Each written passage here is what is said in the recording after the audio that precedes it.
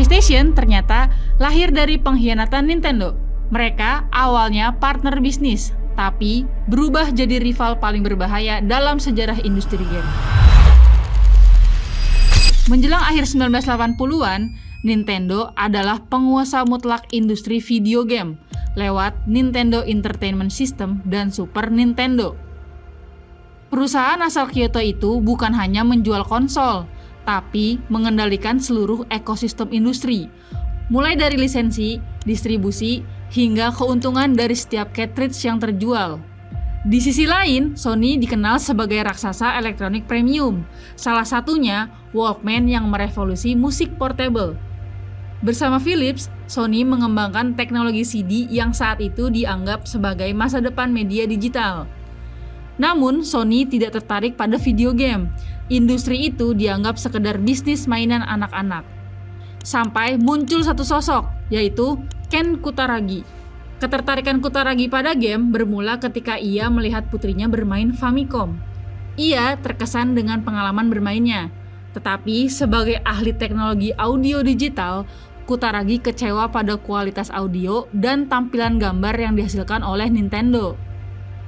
Lalu, tanpa sepengetahuan atasannya, ia mengembangkan chip suara canggih bernama SPC700 dan menawarkannya ke Nintendo untuk digunakan di Super Nintendo. Langkah ini hampir membuatnya dipecat. Banyak eksekutif Sony marah karena salah satu insinyur terbaik mereka bekerja untuk perusahaan mainan. Namun, Presiden Sony saat itu, Norio Ohga, justru melihat potensi besar. Ia mendukung Kutaragi. SPC700 akhirnya menjadi komponen penting di Super Nintendo. Kerjasama antara Sony dan Nintendo pun dimulai. Pada 1988, proyek resmi dimulai untuk membuat add-on CD-ROM bagi Super Nintendo. Hasilnya adalah prototipe legendaris bernama Nintendo PlayStation. Konsol ini bisa memainkan cartridge Super Nintendo dan game berbasis CD bernama Super Disc. Logo Nintendo dan Sony berdampingan di satu perangkat. Namun, disinilah fondasi kerjasama mulai retak. Sony merancang kontrak yang memberi mereka kendali atas lisensi dan royalti game berbasis CD. Nah, bagi presiden Nintendo saat itu, Hiroshi Yamauchi, ini adalah ancaman besar. Nintendo selama ini membangun bisnis dengan kontrol penuh atas siapa yang boleh membuat game, berapa banyak yang produksi, berapa keuntungan yang dibagi. Nah, memberi Sony kendali berarti menyerahkan kunci kerajaan. Makanya saat itu Yamauchi menolak. Juni 1991 di ajang Consumer Electronics Show di Chicago, Sony dengan percaya diri mengumumkan kerjasama dengan Nintendo dan memperkenalkan Nintendo PlayStation. Namun sehari kemudian Nintendo naik ke panggung dan mengumumkan bahwa mereka membatalkan kerjasama dengan Sony. Sebagai gantinya, Nintendo akan bekerja sama dengan Philips, perusahaan elektronik asal Belanda. Di sini Sony tidak diberitahu apapun sebelumnya. Sony mengetahui keputusan itu dari siaran pers publik. Menurut Sony, itu bukan sekedar pembatalan kontrak, itu adalah penghinaan terbuka. Bagi Norio Ohga, ini menyentuh harga diri, dan ia mengambil keputusan besar, yaitu dengan Sony akan membuat konsol sendiri dengan tetap melanjutkan proyek PlayStation meskipun tanpa Nintendo.